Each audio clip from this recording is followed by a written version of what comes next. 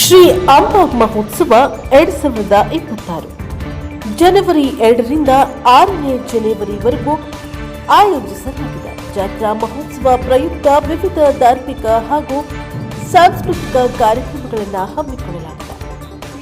ದಿನಾಂಕ 3/1/2026 ಶನಿವಾರದ ಮಧ್ಯಾಹ್ನ 3 ಗಂಟೆಗೆ ಮಹಾರಥೋತ್ಸವದಲ್ಲಿ ಸನ್ಮಾನ್ಯ ಮುಖ್ಯಮಂತ್ರಿಗಳು, ಉಪಮುಖ್ಯಮಂತ್ರಿಗಳು ಹಾಗೂ ಸಂಪುಟದ ಸಚಿವರು ಹಾಗೂ ಶಾಸಕರುಗಳಿಂದ ಶ್ರೀ ಅಂಬಾದೇವಿ ಮಹಾರಥೋತ್ಸವ ಮತ್ತು ಜಂಬೂ ಸವಾರಿಗೆ ಚಾಲನೆ ನೀಡಿದ್ದಾರೆ.